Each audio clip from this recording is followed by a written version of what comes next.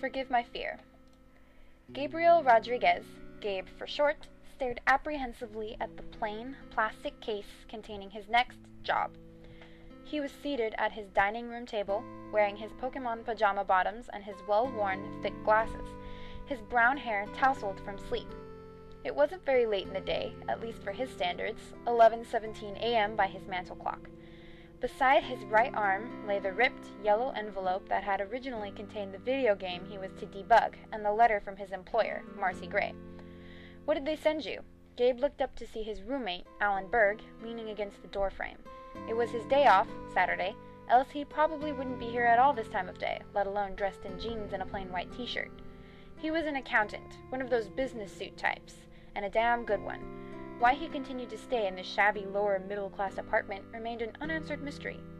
Some creepy-ass game called Slender, Gabe muttered in reply, watching his roommate above the rims of his glasses. I think I've heard of that, Alan said, scratching his chin. I thought it was a free download for the computer. Apparently they're trying to make it an official game, all fleshed out for the consoles, Gabe explained, leaning back in his chair and putting the plastic case on the table. When Alan stared blankly at Gabe, he realized Alan had no idea what a console was. The PS3, the Xbox 360, Gabe explained, and stopped when Alan nodded his head in immediate understanding. What, does that mean better graphics? Alan said, raising his eyebrows. Gabe winced. He hadn't even thought of that. Dear God, I hope not, he muttered, frowning. Don't sound too enthused, Alan laughed. What's got you so uptight? It's another game to test, another fat paycheck to receive. Gabe snorted at that. That's rich, coming from the fancy accountant, he laughed good-naturedly. Hey, Alan said, pointing a finger jokingly at Gabe. It may pay, but it is the most boring job ever created by mankind. Is that why you still stick around? Gabe said, throwing his hands up in mock injury. Even you and your ridiculous video games are more interesting than how much Carlo at the supermarket made this week, Alan said, rolling his eyes before coming to sit in the chair next to Gabe. He grabbed the package, evidently searching, in vain, for some sort of a description. Isn't this a scary game? Gabe winced again. Yes. I thought you hated being scared. Yes. Alan looked up. You really don't want to play this game, do you? Gabe didn't reply, but Alan saw the reply in his face. Call him coward, call him chicken, but Gabe just couldn't stand scary things.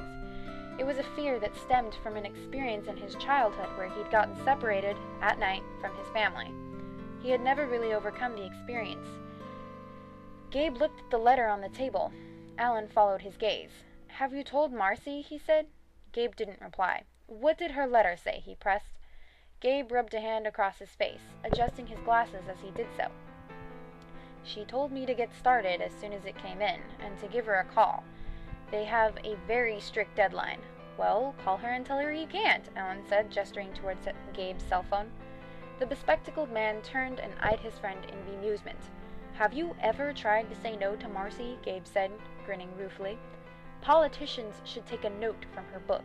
She's almost as scary as this game is supposed to be. Well, you'd better do something, Alan said, raising an eyebrow and leaning back. As I see it, your only options are to either play the game or tell her you can't. She'll probably fire me, Gabe snorted. She doesn't like people who can't come through. We'll handle that bridge when we get there. Now call her. Alan threw the phone at Gabe, caught it with a grimace. A moment passed before he finally dialed Marcy Gray's number. It rang twice before she picked up. Gabriel, finally, she said briskly. Gabe figured he was safe momentarily. The only times she had ever referred to him as Gabe was when she was angry. He guessed it was because she thought it made her sound more sophisticated. How's the game? She continued. Have you gotten started? No, Gabe said, fidgeting. Silence from the other end. Why not? Marcy demanded. I told you there's a deadline on it. I have some issues playing it. Gabe, it's a video game, she snapped. It isn't going to grow teeth and bite your ass off. So much for that. She was even cursing. Marcy, I'm being serious, Gabe said, exasperated. I really have an issue playing this game. Well, either you play it, review it, and send in a detailed report, or you test for a new company, she snapped again. Horror games are the next big thing. Either get over your childish fears, Gabe, or get another profession. You're going to have to face this eventually. And with that, she hung up. Gabe stared at his phone, his stomach in his throat, before taking a deep breath and looking up at Alan. All right, he said. Give me that thing. I guess I'd better try, right? Why is this game so scary? Alan ventured to ask, crossing his arms and following Gabe into the adjacent living room, a small thing with a fairly decent widescreen TV sitting against the wall, courtesy of Alan's fat paychecks. I've read about the game. It's apparently about this creature, Gabe said, slipping the disc into his PlayStation 3, for which this particular game was formatted. It's got no face, it's about 10 feet tall, wears a suit, has this creepy pet called the Rake, and pretty much hunts you until it, eats you or something. It's called the Slenderman. Wait, Alan said, unable to hide a snort of laughter. It's called the Slenderman, and it has a pet called a Rake? His shoulders were shaking in mirth. You laugh now, Gabe said, taking a position on the floor as the screen lit up. But it is scary as fucking shit. When it had crap graphics, even the bravest of men were shouting in terror. Alright then, Alan said, load this bad boy up. Fuck, Gabe screamed before he threw the controller and ducked underneath the nearby coffee table. Alan unsuccessfully tried to hide a burst of laughter.